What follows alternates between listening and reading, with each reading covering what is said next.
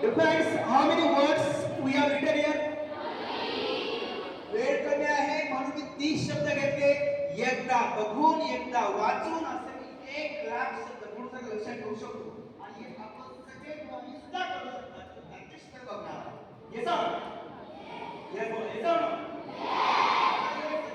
Number सही शब्द पाठ करायचे आहे तर मला 30 शब्द लिहिलेले शब्द 30 मला जर पाठ करायचे असतील मला 30 सेकंद लागतात. 30 सेकंद फक्त 30 सेकंद लागतात.